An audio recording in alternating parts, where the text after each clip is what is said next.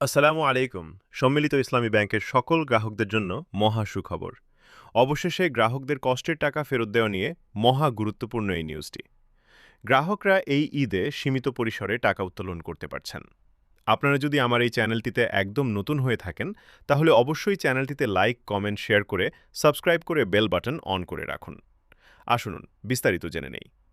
নতুন সম্মিলিত ইসলামী ব্যাংক থেকে গ্রাহকদের টাকা ফেরত দেওয়া শুরু হয়েছে। যদিও অনেক গ্রাহকের অভিযোগ, নানা শর্তের কারণে পাওনা টাকা ফেরত পাচ্ছেন না তারা।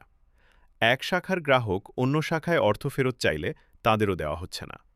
প্রাথমিকভাবে চলতি ও সঞ্চয়ী হিসাব থেকে সর্বোচ্চ ২ লাখ টাকা তুলতে পারছেন গ্রাহকেরা।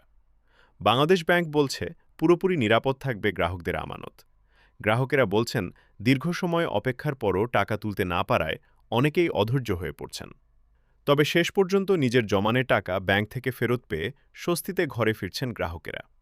গ্রাহকদের অভিযোগ, অর্থ ফেরত দেওয়ার ক্ষেত্রে গ্রাহকের জাতীয় পরিচয়পত্র, ব্যাংকের সাথে বিগত সময়ে আর্থিক লেনদেনের তথ্য যাচাই বাছাই করছেন ব্যাংকটির কর্মকর্তারা। এজন্য ব্যাংকের শাখাগুলোতে দীর্ঘ সময় অপেক্ষা করতে হচ্ছে গ্রাহকদের। অনলাইন ব্যাংকিং কার্যক্রম চললেও এক শাখার গ্রাহক অন্য শাখায় গিয়ে টাকা তুলতে পারছেন না। বাংলাদেশ ব্যাংকের মুখপাত্র আরিফ হাসান খান বলেন, প্রাথমিকভাবে আমানতকারীরা চলতি ও সঞ্চয়ী হিসাব থেকে সর্বোচ্চ ২ লাখ টাকা নিতে পারছেন। তবে ধীরে ধীরে সব ধরনের গ্রাহকদের অর্থ ফেরত দেওয়া হবে। গ্রাহকদের অর্থ ফেরত ছাড়াও টাকা জমা, ঋণপত্র খালাসহ বাণিজ্যিক কার্যক্রম চলছে সম্মিলিত ইসলামী ব্যাংকের বিভিন্ন শাখায়। আজকের মতন এই পর্যন্তই থাকছে। পরবর্তীতে সব নিউজ পেতে আমাদের সঙ্গেই থাকুন।